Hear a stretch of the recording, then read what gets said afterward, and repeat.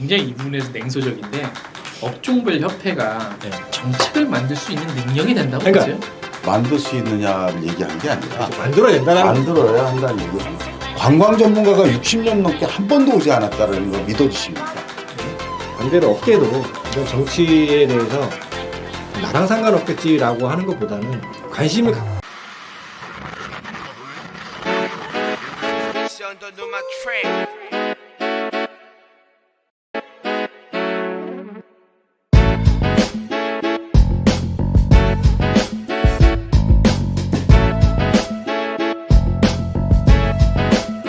네, 자 여러분 반갑습니다. 관광주의자들 오래간만에 찾아왔습니다. 우리 김상태 박사님 그리고 안녕하세요. 우리 최차우 국장님 그리고 반갑습니다.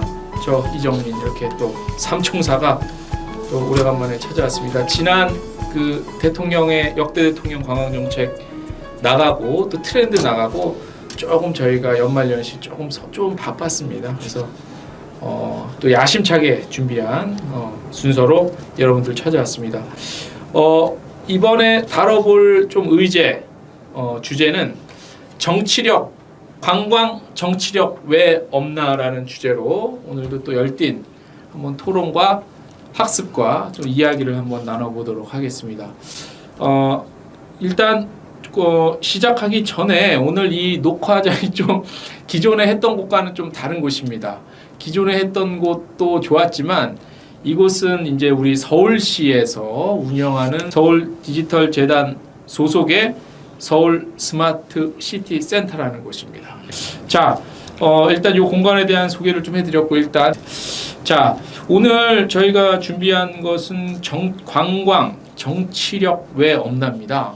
근데 오늘 녹화 시점 기준으로 한 2주 뒤면은 저희 22대 국회의원 선거가 있습니다. 근데 여러분들에게 다시 말씀을 드리지만 그 국회의원 선거를 앞두고 하는 이 주제를 하는 것은 전혀 아닙니다.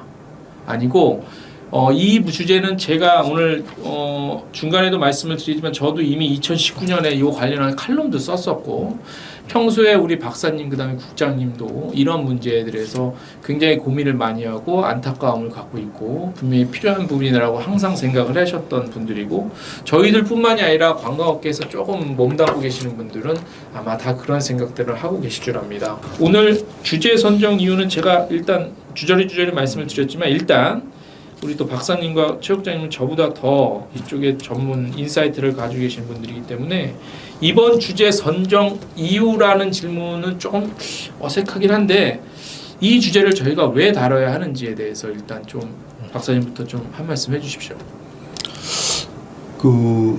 조금 전에 이제 우리가 촬영을 시작하기 전에 잠깐 준비하는 과정에서 얘기를 하는 게 출국 부담금에 대해서 70% 지금 수준으로 경감한다 이런 이제 기사를 봤는데 참 의아합니다.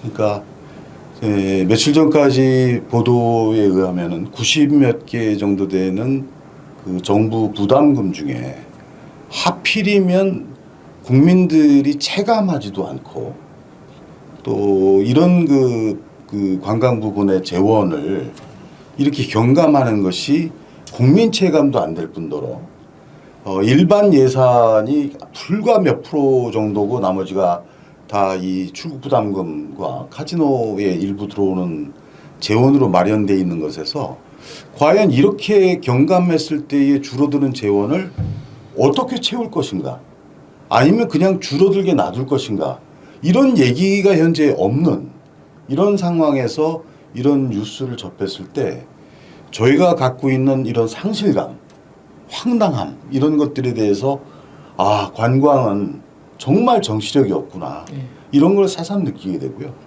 또 뭐 저번에 이제 우리 대통령 선거 때에 관협에서 이제 중앙회에서 얘기했던 국내 여행비 소득 공제라든가 이런 것들 굉장히 요원하거든요. 뭐 이것뿐이겠습니까?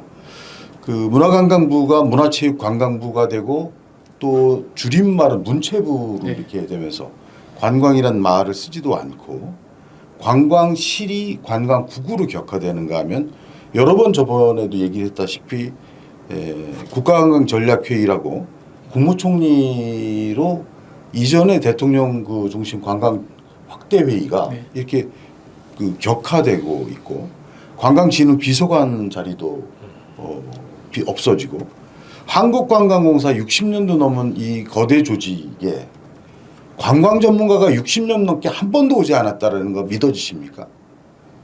거기다가 지금 그 김장실 전 사장의 경우에 자리도 국회의원 뭐 경선 나간다고 했다가 지금 그 경선에서도 탈락하고 배제됐나요? 아예 예. 경선에 나가지도 못하고 그리고 이게 공석인 상태로 지금 이 기관이 굴러가고 있는 이런 사항들 또 매번 그 우리 그 선거가 있을 때마다 무슨 뭐 관광업계에서는 부가세 영세율의 문제라든가 교통부담금, 환경부담금, 전기요율 수십 년 동안 매번 반복을 해도 이런 것들이 해결이 안 되는 거죠.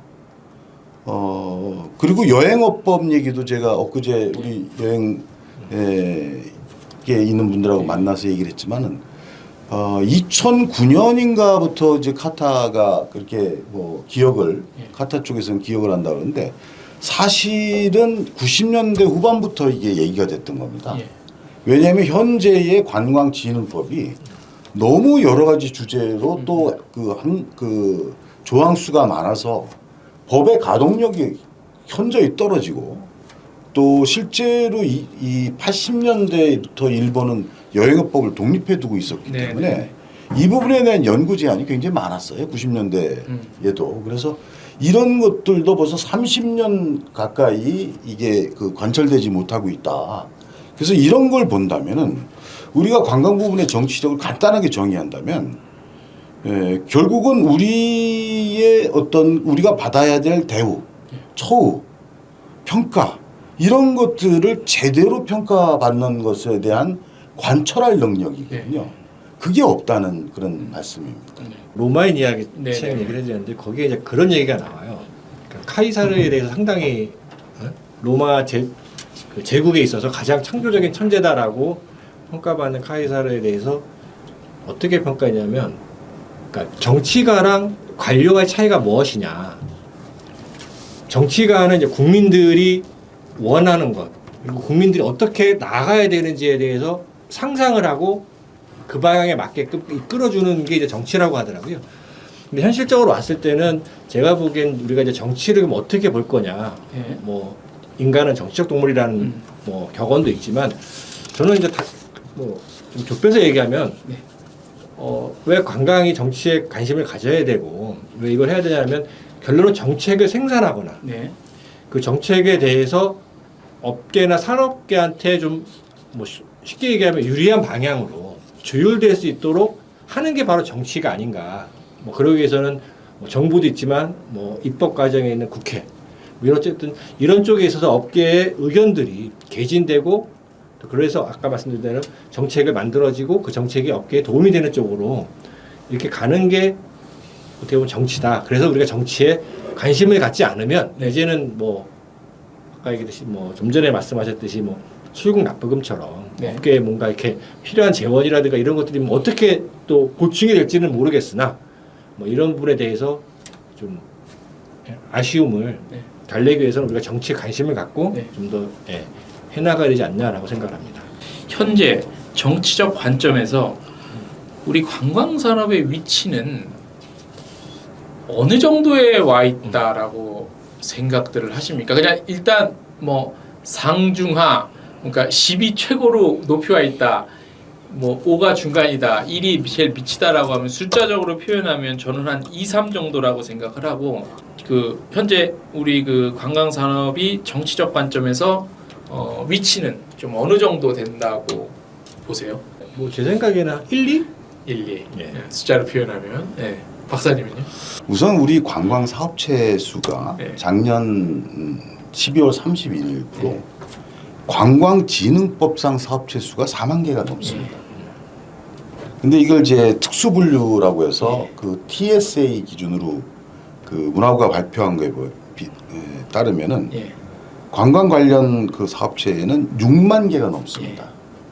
그 관광 관련 고등교육기관 예.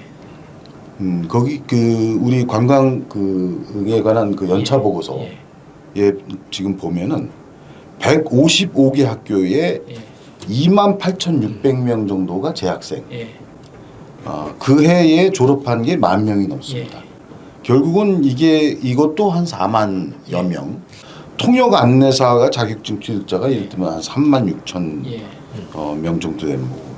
종사원 수로 보면은 지금 지능법상의 규모가 한 2만 명 정도. 그래서 실제로 이 연관 산업으로 따지면은 이보다 훨씬 더 많은 숫자가 있는 거죠. 그래서 이것들을 통틀어서 얘기해 보면은 지금 현재 최근 그 자료가 집계가 안 돼서 그런데 2015년 기준으로 했을 때 관광산업의 그 경제 비중이 아주 보수적으로 보면 2.5% 정도 뭐 이 정도 나오거든요. GDP 기준. 그렇죠. GDP, 그러면은 이 규모에 맞게 그 국회의원 300명 중에 예를 들어서 계산을 하면은 한 5명 정도에서 6명 정도는 우리 쪽에서 국회의원 나와야 되는 거 아닙니까? 그래서 뭐 이렇게 본다 그러면은 우리의 발언율은 1 정도 되는 거지. 좋게 봐서. 그렇죠? 그러니까 이 숫자 대비하면은 일단 국회에 들어가야 될 분이 6명에서 7명은 기본적으로 돼야 정상인. 꼭 그렇지는 않지만 적어도 우리가 생각할 때 2-3명은 좀 해줘야 되는 거 아니냐. 그렇게 볼 수 있는 거죠. 우리 업계에서 뭐 계셨던 분이라든가를 기준으로 좀 일단은 그렇게 얘기를 해볼게요. 왜냐하면 관광이라는 학문을 전공하신 분이 지금 뭐 국회를 했던 분으로 따지면 있으니까 뭐 그런 것들을 좀 생략을 해보고 얘기를 오늘 좀 이어갈 건데요. 박사님, 네, 제가 먼저 말씀드릴까요? 우선 그 오래 전에는 뭐 아주 오래 전은 아닙니다만은 관광협회 중앙회장을 했던 신중목 회장 그리고 역시 중앙회장을 했던 남상원 회장이 몇 차례의 국회의원에 이렇게 그 접근을 하다가 실패했다. 그래서 이 두 분들이 이제 벌써 꽤 오래 전부터 했고 이번에 그 4분 얘기할 수 있을 것 같아요. 이번에요? 이번에만. 그러니까 송재호 유일한 그 관광대학의 제주대 관광학과의 교수로 있다가 관광연구원장도 했던 송재호 의원이 민주당에서 경선 탈락을 컷오프 당하셨죠. 그래서 더불어민주연합 쪽으로 지금 옮겼고 김장실 이분 관광공사 사장도 원래 의원을 하셨죠. 국회의원을. 그러다가 요번에 이제 경선에서 아예 배제됐고 그리고 권신일 전 코레일 그 관광의 대표 경선에서 패배했습니다. 포천 가편에서. 그리고 김의승 이분은 그 관광체육국장을 했죠. 서울시에서. 그리고 이어서 행정부시장을 했는데 이분도 경선에서 패배했습니다. 그래서 이번 경선 그 국회의원 선거에는 이 4분이 관련돼 있다고 보고 그나마 좀 관련이 있는 거죠. 그렇죠. 그리고 두 분이 제가 이제 그 생각나는 게 2분이 더 있는데 한 분이 누구냐면은 그 이명박 정부 때 관광진흥 비서관 했던 안경모 그 비서관 안경모 교수 이분과 이제 지금 현재 서울관광재단 대표로 있는 길기현 대표가 원래 서울시 의회 출신이죠.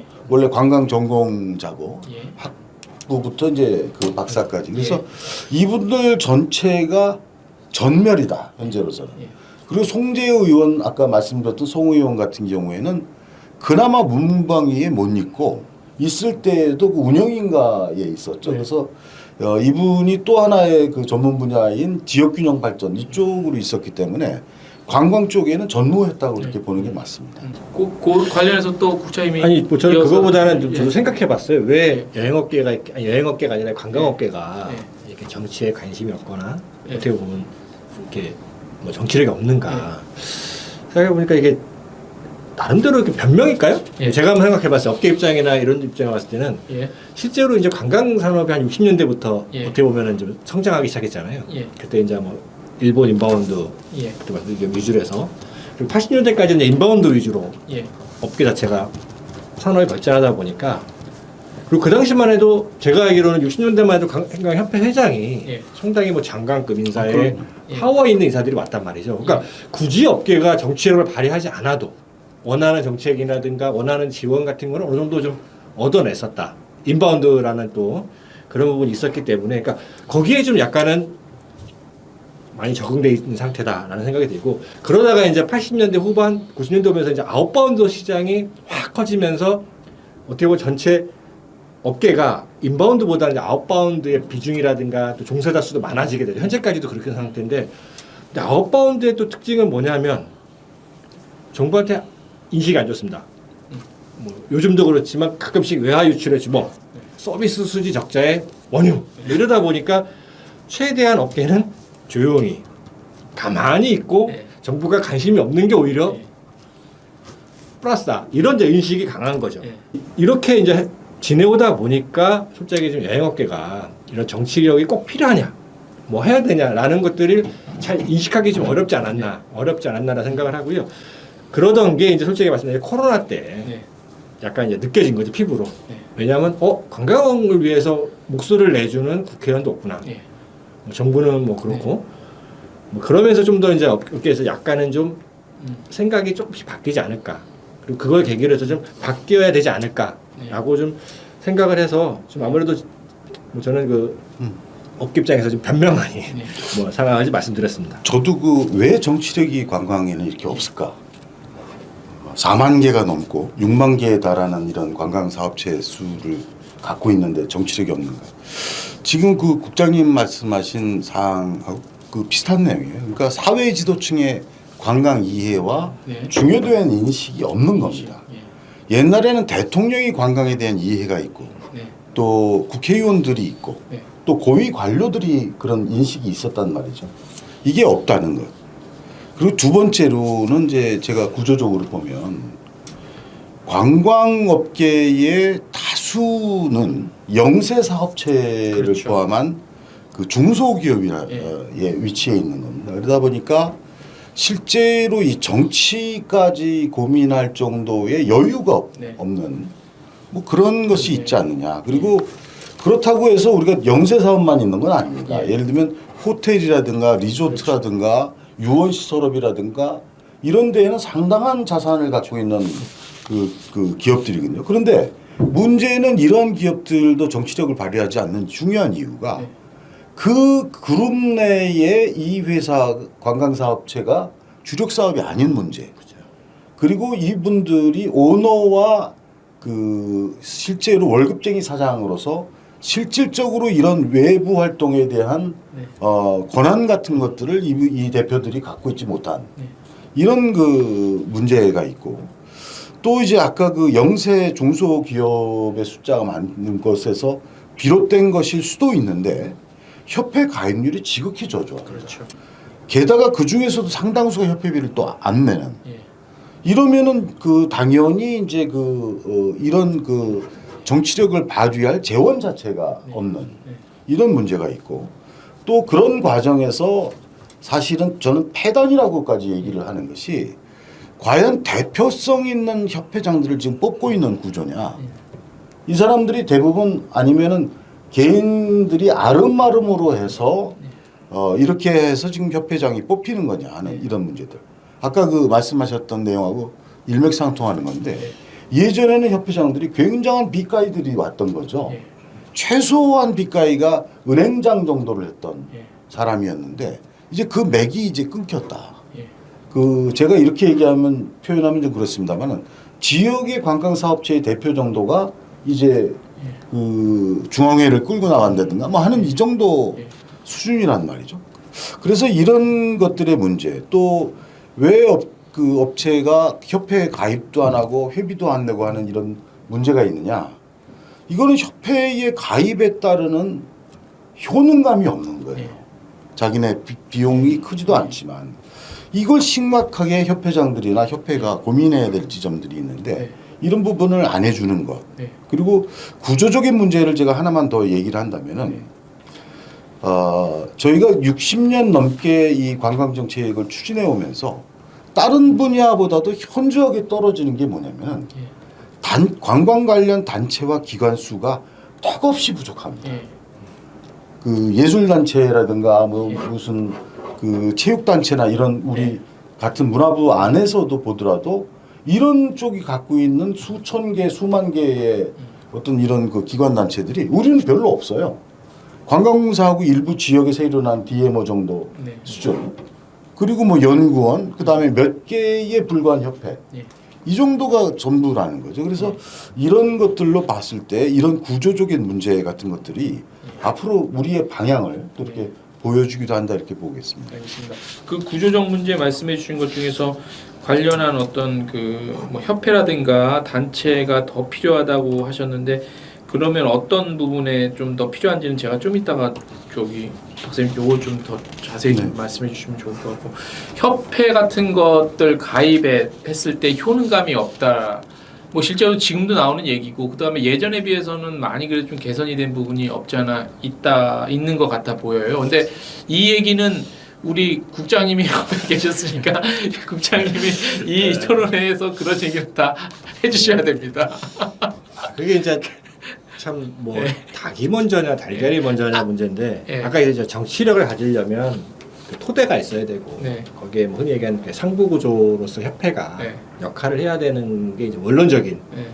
얘기인데 저도 이렇게 협회 한 20몇 년 동안 네. 근무를 해보면서 협회가 이렇게 그러려면 이게 경제 재정적으로 자립이라든가 그런 부분들이 좀 탄탄해야 되거든요. 근데 실제로 제가 알기로는 관광 관련 협회 중에 우리나라 제일 탄탄한 게 카지노 협회 정도가 아마 제일 재정이 탄탄합니다. 근데 아까도 제가 왜 정치력을 갖기가 어렵다 업계가 하는 한계 중에 하나 카지노는 정부 허가 사업이거든요. 네. 그러니까 뭐 이렇게 정식으로 정부한테 뭐 정책을 만들어내기가 쉽진 않아요. 계속 규제를 받고 있는 사행 산업 중에 하나이기 때문에. 그리고 아까 말씀드린 회원들이 그러니까 협회들의 재정 자립도를 보면 좀 심각하거든요. 그러니까 실제로 협회 직원들이 대부분 보조 사업이라고 하는 걸 통해서 급여를 많이 충당하는 상황입니다. 중앙에도 그렇고요. 급여도 만족할 수준은 아니죠. 예, 뭐 그런 부분도 있습니다. 그리고 그러다 보니까 솔직히 정부의 눈치를 안 볼 수가 없는 그렇죠. 거죠. 속된 말로 협회 그러니까 내 월급의 재원이 뭐냐라는 거죠. 내가 받는 급여에. 그게 이제 정부 보조 사업에서 받는다 그러면 정부 눈치를 볼 수밖에 없는 거죠. 그렇죠. 그리고 이제 아까 말씀대로 이제 협회 직원들에 대한 처우도 상당히 좋지는 않죠. 왜냐면 업계 자체가 좋지를 않으니까. 가난하니까 예. 시켜주는 뭐 이게 이제 어떻게 보면 악순환인 거고요. 네. 협회가 그러다 보니까 아까 말씀드린 정치력을 가지려면 솔직히 약간 정부라든가 국회에 로비를 해야 되고 네. 그러기 위해서는 약간 정부에 반대되는 뭐 흔히 얘기하는 좀 정부랑 맞설 때 맞서고 뭐 이래야 되는데 실질적으로 그러기가 어려운 상황이라는 거죠. 정부가 솔직히 보조 사업을 안 줘버리면 당장 협회가 운영 자체가 쉽지 않은 그게 이제 꼭 뭐 업종별 협회뿐만 아니라 지역별 협회도 그렇습니다.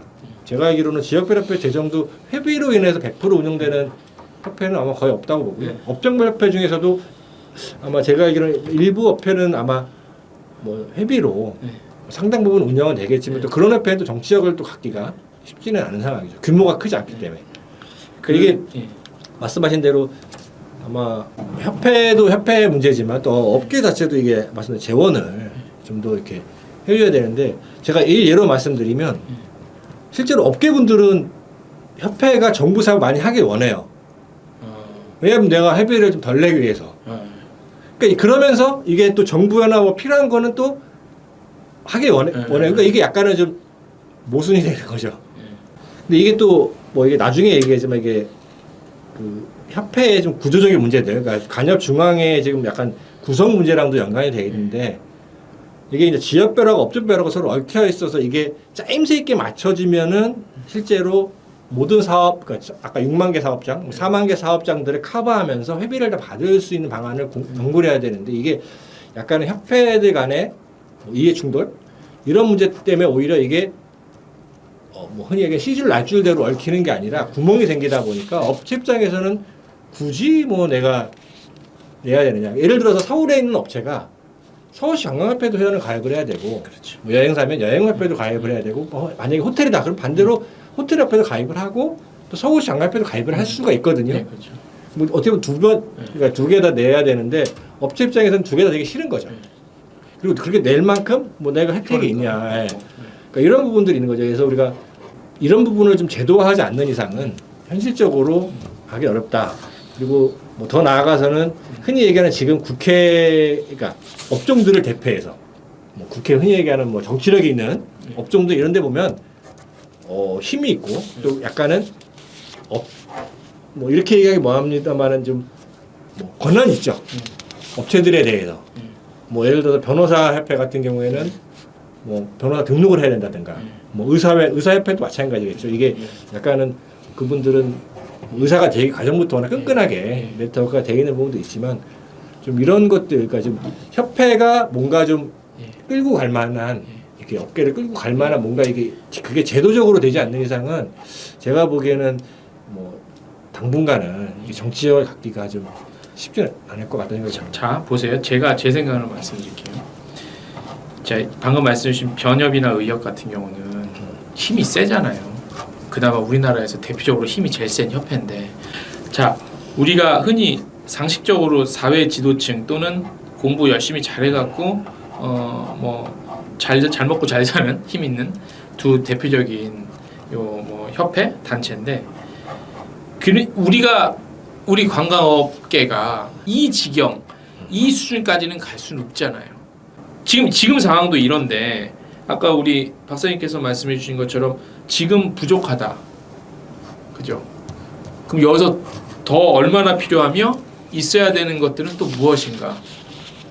아니 그러니까 우리가 이제 비교를 해봤을 때 우리가 가까운 그 문화 예술 쪽이나 또 체육 쪽이나 이렇게 보면 단체나 개인에게 이렇게 많은 예산이 연관돼 있고 그래서 그게 결국은 힘이 되고, 그래서 이게 뭐 안 좋은 예이지만은 대한체육회 같은 경우는 그 힘으로 문화부하고 지금 사실은 그 정당성 여부를 떠나서 그 힘을 대등하게 지금 그 갈등을 갖고 있는 구조고, 또 우리가 뭐 딱히 부자라고 얘기하기는 어렵지만 화물연대나 유치원 어떤 이런 연합회나 이런 데들의 정치력들을 본다면 결국은 뭉쳐야 된다라는 게 우선이에요.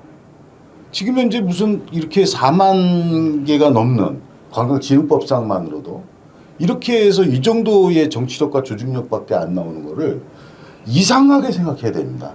그 얘기를 말씀을 드리는 거고, 그렇게 따져서 이제 여러 가지 만들어 보면 관광공사 같은 경우도 뭐 이건 나중에 한번 얘기를 하겠지만 서너 개 정도의 전문 회사로 이렇게 좀 그 구분을 해서 이렇게 더 나갈 수도 있고, 또 더 많은 현재의 관광 쪽에 새로운 업종이 나타나고 있기 때문에 이런 부분에 여러 가지도 있을 수 있고, 또 개인 사업자 등에 대해서 예를 들면 여행 가이드들을 별도의 업으로 한다면 이게 전부 사업체가 되는 거거든요. 이런 것들이 늘어나게 되면은 결국은 정치력의 필요성 같은 것들을 더 이렇게 나타나게 되고, 그렇게 되면 우리가 좀 생각하는 쪽으로 움직일 수 있지 않겠냐 이렇게 보는 거죠.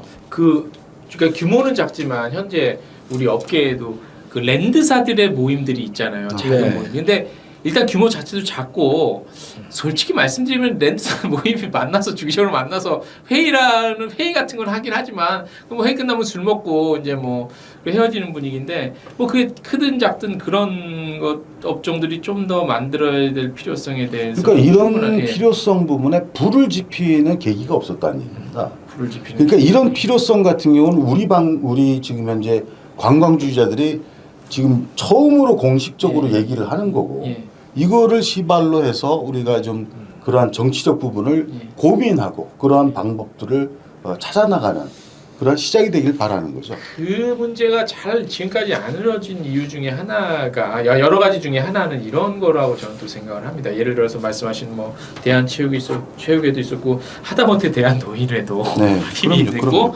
뭐 화물연대도 그렇고 뭐 유치원 관련한 뭐 어떤 이 사회적 이슈가 있을 때마다 뉴스에 크게 등장하잖아요. 근데 우리 관광업은 이게 아직까지도 또 우리나라 사람들의 정신 상태나 문화적 기반으로 봤을 때 아직까지도 놀고 먹는, 그나마 등 따스고 배불러야 생각을 하고 그나마 즐기는 것들이 관광 여행 뭐 이런 그런 인식들이 너무 강해서는 아닐까요? 예를 들어서 아까 뭐 화물연대 뭐 이런 비교를 해주셨는데 예를 들어 주셨는데 이거는 당장 뭐 우리 자식의 문제, 먹고 사는 문제가 바로 직결이기 때문에 뭐 이런 이슈 나오면 크게 뭐 보도도 되고 관심이 쏟아지는데 우리 관광업체분 자체가 그야말로 저쪽에서 생각하기에 야 니들 뭐 그냥 뭐 누구잖아 뭐 이런 인식이 강해서 있지는 않을까라는 생각을 합니다. 어떻게 생각하세요? 예, 그렇죠. 맞습니다. 그 아까 말씀드린 화물연대나 유치원 네. 연대는 하게 되면 국민들이 일정상 일단 불편이 그렇죠. 바로 피부로 와닿는 네, 부분인데 뭐 예를 들어서 호텔이 파업한다, 네. 여행사가 파업한다 그래서 뭐 국민들이 당장 피해를 뭐 있긴 있겠지만 그게 이제 피부로 거의 없지. 와닿는 경우는 거의 없지. 그러니까 그렇게 일부 국민이고 네. 피부로도 와닿지도 않는 부분이지만 예를 들어서 뭐 항공사가 파업한다 그럼 피부로 와닿죠. 예를 들어서 화물도 일단 예, 뭐 시내버스가 파업 이러면 좀 와닿는데 그런 부분이라서 그렇고 또 하나는 이제 그렇다면 체육계랑은 왜 다른가? 네. 뭐 저는 이렇게 생각이 되거든요. 그러니까 체육계는 100% 정부 지원이거든요. 어떻게 보면 저희 쪽보다 더 지원을 많이 받습니다. 근데도 아까 말씀하신 대로 왜 더 목소리를 키우냐 그러면 뭐 체육계는 스타가 있지 않습니까? 그렇죠. 스타가 있지. 스타가 있다는 거는 팬심이 있다는 거고 그렇지. 그 팬심이 있다는 거는 여론을 좌우할 수 여론을 있는 움직일 수 충분한 있거나 힘이 여론을 되지. 만들어내는 그렇지. 힘이 있기 때문에 그렇죠. 그런데 솔직히 관광 이쪽에서는 그렇게 갖기가 그거는 쉽지는 어렵습니다. 그래서 한편으로는 뭐 가능한 거는 이런 거죠. 제가 아마 기억하기로는 십몇 년 전인가 이거 청목회라는 사건이 있었을 겁니다. 예. 아마 청와 경찰들 모임 예. 아마 사단법인도 아마 아닌 예. 경우로 알고 뭐 이제 그분들이 어떤 청와 경찰들한테 좀 유리한 예. 법을 만들기 위해서 예. 국회의원들한테 예. 후원을 하죠. 조직적으로 예.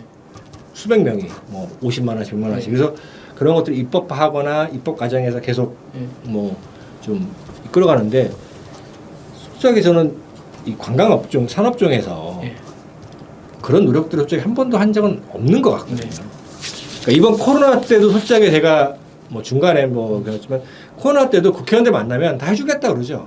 근데 아시다시피 그분 국회의원들은 수많은 업종의 사람들을 만나거든요. 다 해준다 그럽니다. 아니 뭐 해달라고 하는데 거기서 안 해줍니다라고 얘기할 사람 없거든요. 자기 표 날라가는데 해주고 안 해주고는 모릅니다.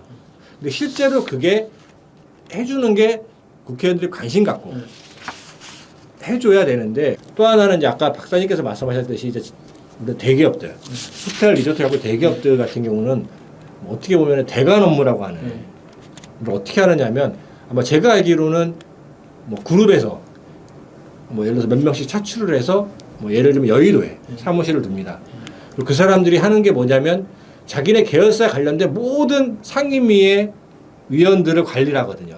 입법 동향 이 사람들이 뭐 어떻게 그러니까 입법을 뭐 하려고 하는지 그러기 위해서 뭐 보좌관 비서관들 만나서 뭐 흔히 얘기하는 밥도 먹고 차도 마시면서 하고 만약에 이런 것들이 뭐 입법하려고 한다라고 하면 해당되는 계열사 그 법에 의해서 영향을 받는 계열사들한테 그 정보를 주고 거기에 필요한 방향 그런 것들을 갖고 또 뭐 상임 그 위원실을 찾아가서 설명을 한다든가 하는 방식으로 해서 사전에 뭐 어느 정도 조율을 하거나 이렇게 하거든요. 그리고 또 실제로 대기업들은 아마 제가 알기로는 뭐 상임위 같은 경우에는 국회의원을 나눠서 관리하는 걸 관리라고 하긴 뭐하지만 다 이렇게 그러니까 A 기업은 뭐 A 의원, B 의원, 뭐 B 기업은 그러니까 솔직히 관광 쪽이 뭐 문체위원, 그러니까 문화체육관광위원회 위원들을 그렇게까지는 솔직히 하기는 어렵다고는 하지만 그래도 최소한 뭐 거기에 일부라도 좀 노력들을 솔직히 이제는 해야 되지 않을까.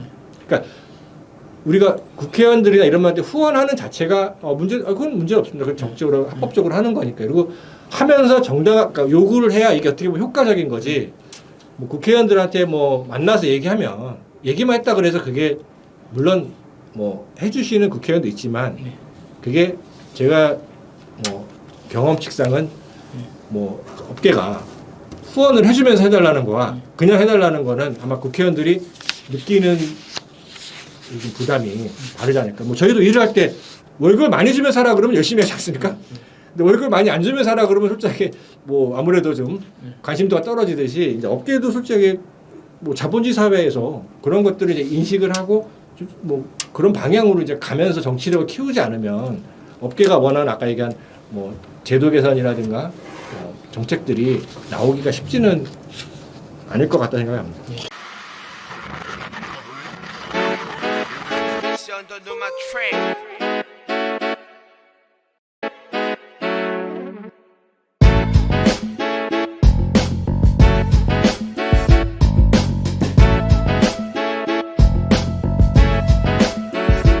저도 그 이제 다시 한번 그 정치력에 대해서 고민을 하면은 정치력의 수단은 한 두 개로 크게 나눠지는 거예요. 그러니까 하나가 로비를 하는 거죠. 그러니까 로비라고 하면 이제 우리의 어떤 현실 또 미래 이런 것들을 보여주고 우리가 충분히 지원할 만한 가치가 있다라고 하는 이제 연구와 그것을 홍보하는 것과 또 후원 정치 어떤 구조에 대한 후원 이런 것들을 이제 로비라고 보는 거고 그 다음에 이제 그 실력 행사 차원에서 사회적 타격력을 갖는 것 이런 건데 이거는 예산이 뭐 들기는 하겠지만 예산이 거의 없다고 사람이 동원되기만 하면 되는 건데 우리가 이 4만여 개가 넘는 사업체가 데모 한 번에 제대로 된 경험이 없습니다. 다른 데와는 너무나 다르게 제 기억에는 아마 최초의 우리가 그 정부 입장에 대해서 반대했던 것이 원래 출국 부담금 이전에 호텔 룸택스 부분이 나올 때에 이 부분에 대해서 호텔 업계가 굉장히 거부감을 갖고 표현을 하면서 YS 때에 이것이 출국 부담금으로 전환이 된 거죠. 그 관광 그 정책 재원이. 그래서 이거 하고 그 다음에 신중목 회장이 중앙회장을 할 때 대통령도 그 당시에 안 하겠다고 하는 대운하를 추진하라는 그런 이상한 그 데모를 한 경우. 그리고 이제 코로나에 와서 지원을 좀 적절하게 해달라고 처음으로 이게 아마 그렇죠. 제가 봤을 때 있었던 이게 사실은 이상한 거죠. 70년이 된 관광산업이 이렇게 많은 사업체가 있는 데에서 민원이 없었느냐? 대정부에 뭐 필요한 사항이 없었느냐? 그렇게 본다 그러면 이게 너무나 이상한 거다. 그렇죠. 그래서 이 두 부분 로비력과 실력 행사 부분에 아까 말씀하신 대로 사회적 타격력은 저는 그 있을지 없을지 모르겠어요. 사회적 타격이 있을 수 있죠. 이게 뭐냐면은 직접 누군가를 하지 않더라도 우리 사업자 대표들이나 종사자들이 국회 앞에 가서 데모하는 것 자체가 사회적 타격 아니에요. 어쨌든 간에 뭐 그래서 그 타격력은 여러 가지 해석이 가능하다. 그러니까 우리가 뭐 이렇게 좌절하고 안 되겠다. 물론 분석은 맞습니다만은 해결은 해나가는 쪽으로 이렇게 말씀을 나누자 이런 얘기죠. 알겠습니다, 박사님. 그런데 박사님이 이제 말씀해 주신 거 이게 이제 두 가지로 예를 들어서 이제 표현을 로비와 실력 행사 부분으로 말씀을 해주셨는데 이 로비 부분은요 궁금한 게 그러면 이런 방법은 이렇게 해도 되겠습니까? 예를 들어서 우리 업계 사람들이 뭐 이건 작당 모의가 아니라 긍정적인 의미에서 어떤 뭐 이쪽이 됐든 저쪽이 됐든 누가 됐든 어쨌든 좀 국회에서 우리 관광업계의 목소리를 좀 많이 좀 담아달라는 의미에서 그 정해진 법 안에서의 어떤 정치인 그게 뭐 특정인 누가 됐든 한 명이 됐든 두 명이 됐든 세 명이 됐든 뭐 일부러라도 이렇게 좀 후원을 좀 대놓고 그런 방법도 가능한가요? 뭐 합법적인 그 물론 내용은 합법이죠. 더 살펴봐야 되겠지만 예를 들면 우리 쪽에서 하는 어떠한 그 세미나라든가 이런 것들을 국회의 특정 의원실 명의로 해서 자꾸 그 사람들의 관심을 끌어내게 한다든가 하는 그런 방법. 이런 것들이 얼마든지 그렇죠, 있는 그렇죠. 거죠. 그런 방법이 있겠구나. 뭐 직접적으로 어떤 국회의원실을 후원하는 것도 필요하겠지만 그러나 그것이 그냥 단순한 후원이 아니라 무슨 명목에 대한 조사를 해달라든가 뭐뭐나 세미나를 열어달라든가 뭐 이런 식의 것들은 가능하지 않겠나요? 그렇죠. 그런 아이디어가 있네요. 진짜 우리 박사님께서 굉장히 중요한 말씀을 해주신 것 같은데 그리고 두 번째는 이제 실력 행사 부분인데 야 이게 사실 그런 우리 업계에 용기 있는 분들이 사실 좀 부족하지 않나요? 아직까지? 근데 용기도 필요한데 저는 그 데모 방식의 일종의 이제 저항 방식의 실력 행사뿐만이 아니라 어떤 특정 정책을 지지하는 것도 가능하고. 그건 무슨 다른 아니, 분야의 정책 말씀하시는 거예요? 아니 뭐 그게 우리와 직간접적으로 관련된 부분에 대해서 찬동하는 어떤 것도 있을 수 있고 아니면은 그런 거 저런 걸 떠나서 우리 자체가 예를 들면 체육관이라든가 운동장에 모이기만 해도 우리 관광의 날이라든가 우리 관광의 어떤 그 중요한 어떤 그 신년 인사나 뭐 이런 것들을 더 규모를 키우고 확대해서 지금보다 좀 화려하게는 못하더라도 규모를 확대해서 사람들이 많이 모인다. 이러면 국회의원이든지 국무총리든지 안 오겠습니까? 그렇죠. 많이 모이면. 근데 지금은 점점 격이 떨어지고 그렇죠. 숫자가 줄어든단 말이죠. 산업 규모는 더 커지는데도 불구하고. 하다못해 관광의 날 매년 가을에 있는 관광의 날 행사 시상식도 이제는 예전에 비해서는 그 어떤 상을 받는 그 그렇죠. 영광된 그런 게 조금 그렇죠. 예, 조금 많이 약해지고 그리고 뭐 연말 행사 같은 경우나 신년 인사회 같은 것들도 점점 격이 떨어지고 그렇죠. 그 숫자가 적어진단 말이죠. 이런 거라도 제대로 돌리자. 저는 그런 얘기입니다. 사회적 현상이랑도 관련이 있지 않겠습니까? 봤어요. 왜냐하면 점점 크게 모이는 사회 현상이 점점 줄어들고 소규모 모이고 그게 어떤 집회가 됐든 행사가 됐든 그런 것도 연관이 좀 있지 않을까요? 그래서 그런 부분에 있어서 쉽지는 않을 것이다라는 생각이거든요. 저는. 뭐 계속 이러다가 그 실력 행사 부분도 뭐 여론도 그렇고 정부도 그걸 보는 겁니다. 몇 명이 모였냐. 그럼요. 그걸 보고 이제 대응이 달라지는데 아까 말씀하신 대로 뭐 업계에서 많이 모여야 아마 3,000명, 예. 2,000명 모이다 보니 예. 뭐 저기는 그렇게 관심이 없다라고 아마 예. 정부나 국회에서 생각을 할 수 예. 있는 부분은 뭐 있다고 생각을 합니다. 자 일단 박사님께서 일단 몇 가지 그 아이디어를 좀 제시를 해주셨어요. 그래서 저는 이런 아이디어가 있을 수 있겠구나라는 생각을 좀 했고. 그러니까 제가 볼 때는 이제 그럼 앞으로 어떻게 정치력을 회복해 나갈 거냐 이런 부분 지금 잠깐 말씀을 드렸지만 저는 기본적으로 이거는 이제 우리 협회가 그 소위 그 로비력과 네. 그리고 이 사회적 타격력을 갖출 수 있는 실력 행사 부분을 넓히기 위해서 네. 협회 가입률을 높인다든가 또 협회비를 회수 그 협회비 그 지금 납부율을 좀 높이는 것을 어쨌든 고민해야 된다 예. 구조가 예. 그리고 리딩 컴퍼니들이 좀 나서줘야 된다. 그렇죠. 아주 그래서 중요한 지적이십니다. 하나 투어라든가 모두 투어라든가 뭐 요즘에 잘 나가는 뭐 노랑풍선이 됐던 뭐 착한 여행이 됐던 이런 데들이 어쨌든 좀 더 역할을 해주고 이를테면 대기업 계열의 호텔들도 좀 나서주고 예. 또 돈의 여유가 좀 있다고 보여지는 면세점 예. 협회라든가 또 이 카지노 협회 같은 데도 좀 나서주고 그래서 이게 덩어리들을 만들어 그렇죠. 나가다 보면 이게 될 것이다라고 보는 거고요. 그리고 아까 155개의 거의 대학들입니다만은 이 대학에 있는 교수님들이나 이 유력 인사들이 좀 더 많은 그 기고도 좀 하고 또 더 많은 어떤 그런 이 연구라든가 이런 것들을 좀 해줘서 이런 부분에 소위 관광 그 경영 연구뿐만이 아니라 관광 정책 연구에서 이러한 비중 쪽에 연구들도 좀 해주고 기고도 좀 많이 해주고 또 제가 이제 그 관광 언론들이 물론 지금 현재 뭐 충분히 발전돼 있지는 않습니다만은 관광 저널들이 좀 더 나서서 이게 방향들을 좀 이끌어 나가야 한다. 어떻게든 합의를 좀 이끌어야 된다 이런 것들이고요. 그리고 기관 단체들도 그 각자가 큰 방향 속에서 우리 관광이 제대로 평가받고 제대로 대우받는 쪽에 어떤 역할들을 해나간다면은 저는 그 세미나가 됐던 뭐 어떤 그 연구 발표가 됐던 이런 데에 국회의원도 좀 끌어들이고 또 지방의원들도 좀 끌어들이고 또 유력 그 어떤 그 고위 관료들도 끌어들여서 이런 행사를 해나간다면 또 이제 저희 그 제가 이제 그 퇴직한 그 문화관광 연구 같은 경우에는 3명의 관광 비서관이 나왔어요.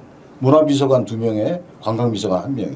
그래서 이러한 그 실질적인 힘을 그 쓸 수 있는 이런 쪽에 배출들을 좀 더 확대해 나간다면은 우리가 지금보다는 조금 더 시간이 갈수록 나은 정치력을 가질 수 있지 않을까 그렇게 기대를 해봅니다. 아까 뭐 박사님도 얘기하셨지만 이렇게 세미나라든가 뭐 이런 쪽에서 많이 뭐 국회의원들이 계속 끌어들이는 것과 관련돼서는 좀 그렇게 생각합니다. 이렇게 아까 정치력을 갖는다라는 거는 이렇게 정책을 생산하고 이게 좀 산업계 발전이나 업계 발전 또 업계 도움되는 쪽으로 그 유도해 나가는 힘이라고 제가 처음에 말씀을 드렸듯이 정책을 뭔가 만들어내야 되거든요.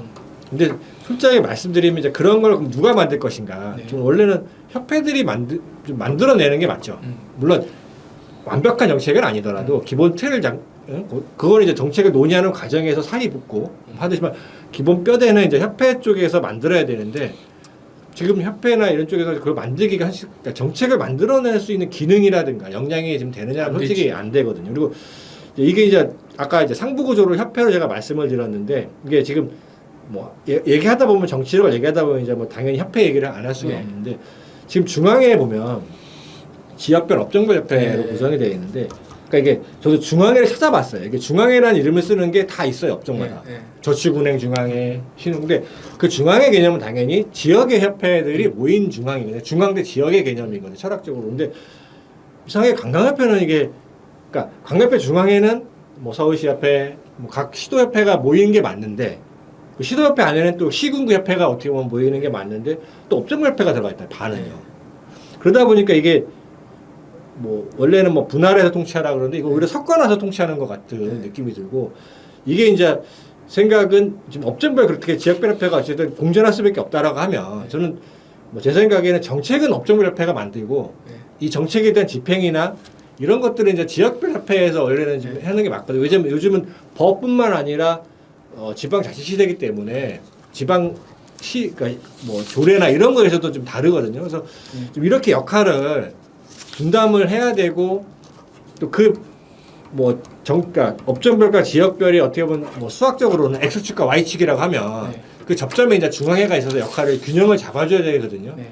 그래야 이제 뭐 각종 관광산업 관련된 네. 정책이라든가 또 그런 것들을 뭐 실행해봤을 때 어떤 문제가 있는지 또 왜냐하면 뭐 예를 들면 여행업협회는 네. 여행업에만 이게 만들지 이게 하다 보면 이게 알다시피 여행업만 해당되진 않거든요. 그렇죠. 뭐 호텔 뭐 이렇게 네. 연결될 수 있으면 이게 업종별 협회끼리 조율할 수 있지만 또 그게 현장에서 지역별 협회 내에서는 그게 모여 있으니까 아까 만 집행을 하다 보면 뭔가 있으면 이게 서로 계속 이렇게 의견 교환이나 조율을 통해서 계속 정책이 좀 더 발전해 나가는 좀 이런 식으로 가야 되는데 그래야 뭐 아까 말씀하신 대로 세미나도 하고 근데 이게 뭐 정책이 서울시에는 맞지만 솔직히 약간은 뭐 제주도는 안 맞을 수도 있거든요. 뭐 그런 경우에는 각 조회나 이런 것 따라서 지역별에서 다르게 좀 구현할 수 있듯이 좀 그런 식으로 이렇게 저는 해 나가야 실제로 이제 아까 말씀 정책이 뭐 나와야 뭐 세미나도 하지 솔직히 세미나 거리가 없고 뭐 이렇게 주제가 지금 없는 상황이 같습니다. 잠깐만요. 제가 굉장히 이 부분에서 냉소적인데 업종별 협회가 네. 정책을 만들 수 있는 능력이 된다고 그러니까- 보세요? 저는 아니라고. 그러니까 지금은 아까 그러니까 지금 만들 수 있느냐를 얘기한 게 아니라 그렇죠. 만들어야 된다는 만들어야 한다는 얘기를 한 거고요. 다만 이제 그 말씀에 대해서 제가 좀 드리고 싶은 말씀은 만들어야 되는데 지금 못 만든다라는 걸 인정하고 그러면 지금 상황에서는 어떻게 해야 되냐? 사실은 문화관광연구원이 됐든 지역연구원이 됐든 사실은 이런 연구를 해달라고 요구할 수가 있습니다. 네. 근데 그걸 안 하는 거죠. 그렇죠. 그러면 어떤 그런 연구를 해야 되느냐? 여러 가지 뭐 협회장이 관심을 갖고 있는 주제들도 있지만 예를 들면 이런 거예요. 우리가 정치력을 발휘했을 때 우리 그 업계가 어떤 이득을 얻을 수 있느냐? 예를 들면 전기세가 감면됐다. 네. 교통 유발 부담금이 됐다. 환경 유발 부담금이 줄어들었다. 부가세 영설이 됐다. 그럼 각자 기업에 어떤 이익이 돌아가느냐? 이런 거 계산 좀 해달라. 네. 이런 것부터 할 수 있는 거거든요. 제가 볼 때는. 그래서 이제 이 연구 부분은 그 사설 연구는 돈을 줘야 되면 어려우면 공공연구의 여러 가지 시스템을 우리가 타고 넘어갈 수 있다라는 것을 우선 하나 말씀드리고 그 다음에 이제 협회 간 역할 부분은 제가 볼 때 이제 구조적인 문제에서 이게 해결이 돼야지 재원도 집중적으로 모이게 되고 역할도 구분이 되는 거죠. 이거는 단적으로 얘기할 수는 없지만 우선 이거 하나 먼저 얘기를 분명하게 해야 될 것 같아요. 중앙회라는 것은 지역협회거나 업종협회가 모여서 그것을 모은 게 중앙회입니다. 네. 이건 뭐냐면은 여기가 먼저라는 거죠. 그리고 이 먼저라는 것이 1번이고 2번은 뭐냐면 여기와 여기는 역할이 다른 겁니다. 여기는 플레이어고 업종과 지역은 네. 플레이어고 중앙에는 코디네이터거나 아니면 뭐 퍼실리테이터 정도예요. 그러면은 이쪽은 사실은 이게 그 현재 체제로 가는 것이 맞느냐 이런 부분에 대한 플레이어로 나서서 아까 지금 국장님이 완곡하게 표현했지만 엉킨 거예요 이게. 서로 간에 그 경쟁 구도로 가는 거죠. 그렇게 하면 안 되는 구조인데도. 그러다 보니까 이게 힘을 못 쓰는 구조가 됐기 때문에 다만 이 문제에 대해서 제가 이제 얘기하고 싶은 건 그러면 왜 이 상황이 개선이 안 되는 거냐? 정부가 개입할 수가 없습니다. 산업에 대해서 업계에. 그러면 이걸 누가 조정을 해줘야 되냐? 결국은 이 부분에 대해서는 이 의식이 있는 일부 업체의 대표거나 네. 아니면은 관광 저널이거나 아니면 관광 학회나 교수들이 모임이 돼서 이것들을 일정하게 개선해 나가자는 네. 그런 그 움직임을 가져가야 네, 돼요. 그렇죠. 그래서 이런 쪽에 오늘 이 방송을 시발로 해서 이러한 것들이 움직여 나가자 하는 제안을 드리는 겁니다. 또 약간 다를 수도 있지만 제가 느낀 게 저도 관광정보하고 이렇게 산업계 뭐 협회지만 어쨌든 있어 보면 이상하게 이쪽에 산학협동이 좀 다른 업종에 비해서 많이 좀 이 협력도가 좀 되게 낮다라는 생각을 많이 하거든요. 잠깐만요. 이런 게 있어요. 그러니까 교수님들이 계시잖아요. 훌륭한 교수님 계시잖아요. 유명한 교수님들 계시고 그분들 가끔 하시는 말씀 들어보면 이 시장 상황을 저분들이 아시고 하는 얘기야? 라는 생각이 들 때도 있고 그렇다고 그럼 반대로 아까 내가 말씀드린 게 그러면 업계 계신 분들이 무슨 랜드사 조그만 사장이나 무슨 여행사 사장들이 몰라요? 못 세워요? 이론적으로. 그럼 그런 건 당연히 교수님들이 해주셔야 되거든? 저는 중간에 있다고 봐요. 저 입장은 중간에서 이쪽 보고 그런 괴리가 분명히 있어요. 말씀 계속 해주세요. 그런 의미에서 이렇게 산학협동이 필요하다는 게 아까 뭐 특히 이제 공대 쪽 보면 아시겠지만 이게 되게 친밀하거든요. 그렇죠. 왜냐하면 이게 산업에서 한 걸 또 그렇지. 의대도 연구도 마찬가지고. 하고 그렇죠. 이게 이제 근데 이상하게 관광 쪽이나 이런 쪽을 보면 그러니까 업계에서 필요한 거랑 학계에서 하는 거랑 이게 어떻게 보면 좀 이렇게 각자 이게 하다 보니까 아까 말씀하신 대로 그게 오랜 시간 그렇게 하다 보니까 이게 약간은 서로 서로가 무시해요. 서로를 좀 서로 무시해요. 그러니까 산업계에서는 교수님들 너무 현실을 모른다. 모르세요. 이렇게 또 교수님들은 너무 업계가 돈만 벌려고 하고 뭐 이론적 큰 체계 못 그림을 안 만들고. 본다. 예. 어떻게 하면 좀 이런 간극을 좁혀 나가면서 말씀하신 대로 정책도 같이 어쨌든 그런 그러니까 정책이나 이런 것들을 앞으로는 생산해내고 해야 네. 정치력도 좀 키울 수 있는 밑바탕이 되지 않을까. 그러니까 예전에 제가 이제 관광학회 예. 한국관광학회 부회장을 한 10년 했어요. 역사상 최장 부회장을 했는데 그때 이제 만든 게 정책 포럼이에요. 한국관광학회. 그래서 여러 주력 학회들 같은 경우에 정책 세션에 협회가 가고 그리고 언론이 그것들에 대해서 진척사항이라든가 이런 것들을 자꾸 이렇게 드라이브를 걸어서 그렇게 할 수 있게끔 하는 모임들을 자꾸 가져나가고 그리고 문화부나 지방자치단체도 그 틈이 날 때마다 학계와 업계가 만나고 정부가 만나고 하는 이런 모임들을 계속 만들어 나가서 서로 간의 오해라든가 그 이해 부족 같은 것들을 계속해서 개선해 나가는 노력이 필요한 거고요. 제가 우리 이 대표님이 계셔서 그렇지만 사실 오늘의 이 주제를 한 방에 해결할 방법은 없습니다. 예. 60년이 넘게 70년이 넘게 해결되지 않을 때에는 그 이유가 있는 거거든요. 이유가 첩첩히 쌓인 거고. 다만 오늘을 계기로 해서 이런 쪽의 얘기들을 우리가 이제 시작을 하자. 이런 걸로 제가 말씀드리고 싶습니다. 자 그렇게 해서 좀 오늘 요 정도로 해서 정리가 됐고 비교적 길지 않은 시간에 그래도 나름대로 해법이 좀 나온 것 같아서 개인적으로 상당히 기분이 좋고요. 혹시 또 추가적으로 해주실 말씀 있으실까요, 국장님? 국민이 이게 정치에 관심을 갖지 않으면, 네. 그러니까 정치적 성향의 문제가 아니라 정치에 관심을 갖지 않으면, 실제 국민을 위한 정치는 잘 안 된다고 그러지 않았습니까? 네. 반대로 업계도 이런 정치에 대해서 나랑 상관없겠지라고 하는 것보다는 관심을 갖고 아까 말씀하신 대로 뭐 세미나 할 때 가능하시면 참석해주고 어쨌든 뭐 국회의원들은 유권자로 보거든요. 적극 그러니까 참여하지 않으면 관심을 갖고 참여하지 않으면 솔직히 아무도 우리한테 관심을 갖지는 않습니다. 그렇죠. 적극적인 참여해야 돼. 업계분들도 뭐 바쁘시겠지만 맞아요. 나는 네. 참여를 좀 지속적으로 해주셔야 돼요. 지속. 왜냐하면 저도 이렇게 코로나 때 보면 몇 개 사장님들 그런 얘기 하시잖아요. 자기 10번 나와봤다. 네. 근데도 바뀌는 게 없더라. 다음부터 안 나와 그러시는데 솔직히 정책이 20번 나온다고 바뀌면 그렇죠. 20번 나가고 20번 만나죠. 근데 뭐 10년 동안 계속 만나서 논의하는 것도 안 되는 경우도 있거든요. 네. 하지만 그게 그 노력이나 이런 것들이 사라지진 않습니다. 네. 계속 좀 우리가 지속 가능성이라는 거잖아요. 꾸준히 계속 하다 보면 언젠가는 효과가 나타나니까 좀 그렇게 좀 지속적인 관심을 좀 부탁드립니다. 드립니다. 알겠습니다. 좋은 말씀 감사드리고 오늘 아주 귀한 의견과 아이디어와 말씀 주신 우리 박사님과 국장님 감사드리고 오래간만에 찾아온 강광 정치력 왜 없나 이번 순서는 여기서 마치도록 하겠습니다. 수고하셨습니다. 네, 감사합니다.